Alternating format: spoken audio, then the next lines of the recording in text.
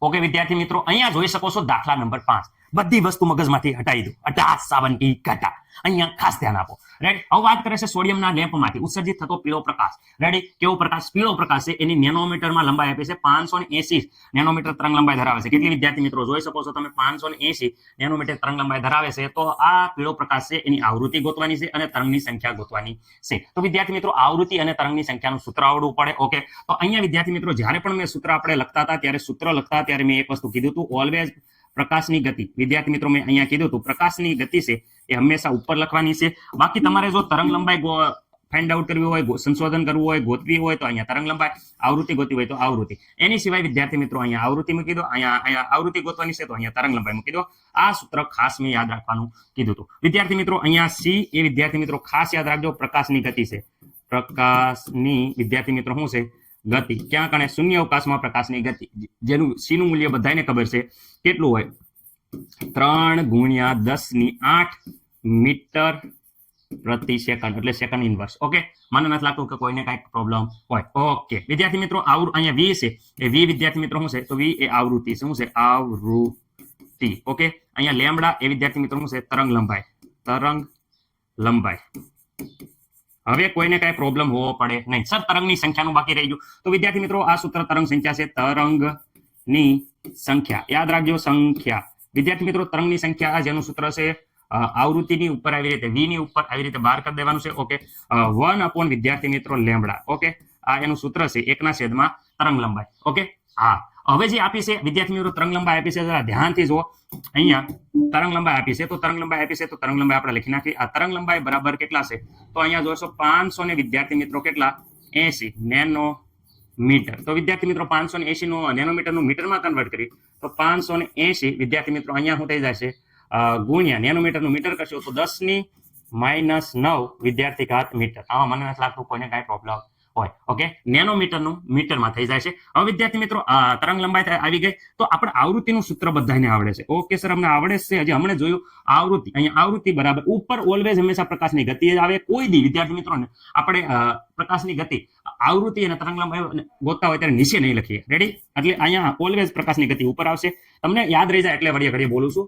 Okay, પ્રકાશની ગતિની જે વેલ્યુ છે અહીંયા 3 × 10 વિદ્યાર્થી મિત્રો 8 મીટર પ્રતિ સેકન્ડ, એટલે સેકન્ડની -1.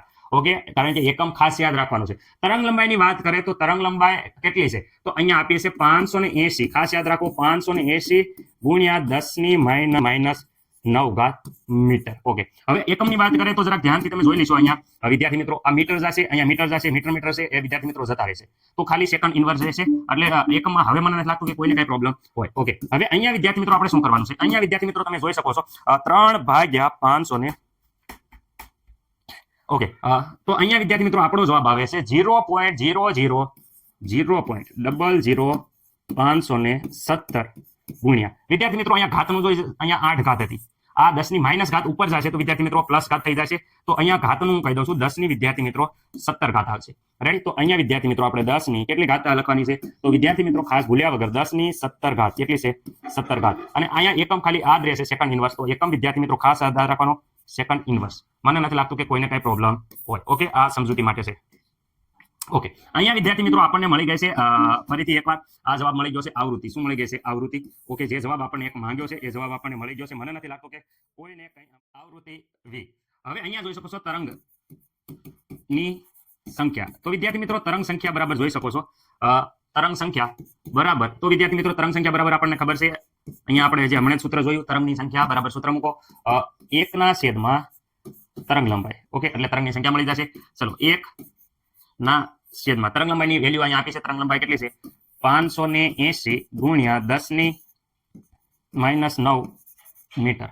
ઓકે, વિદ્યાર્થી મિત્રો અહીંયા સેકન્ડ ઇન્વર્સ લખો, અથવા તો વિદ્યાર્થી મિત્રો સેકન્ડ ઇન્વર્સ નો લખવું હોય તો અહીંયા તમે હર્ઝ પણ લખી શકો છો, અથવા તો તમે અહીંયા એકમ છે એ વિદ્યાર્થી મિત્રો હર્ઝ પણ લખી શકો છો. આ બંને એકમ એક જ થાય, સેકન્ડ ઇન્વર્સ અને વિદ્યાર્થી મિત્રો અહીંયા એકમ હર્ઝ, એ બંને એક જ થાય છે. રેડી? મને નથી લાગતું કે આમાં કોઈને કઈ પ્રોબ્લેમ હોય. મીટર. ઓકે, અહીંયા જોઈ શકો છો. ઓકે, હવે અહીંયા 580 1/580 કરીએ તો વિદ્યાર્થી મિત્રો આપણો જવાબ આવે છે અહીંયા 0.0000172 ગુણ્યા 10 ની વિદ્યાર્થી મિત્રો 9 ઘાત આવશે. અને અહીંયા આવશે મીટર ઇનવર્સ. રેડી? ઓકે. આ થઈ જશે વિદ્યાર્થી મિત્રો તરંગની સંખ્યા. મને નથી લાગતું કે કોઈ પણ વિદ્યાર્થી મિત્રોને આ દાખલામાં કઈ પ્રોબ્લેમ હોય. ઓકે, આ વિદ્યાર્થી મિત્રો આવી જાય છે. સર થોડો પોઈન્ટ હરખા કરી દો. ચલો પોઈન્ટ હરખા કરી દઈએ છીએ.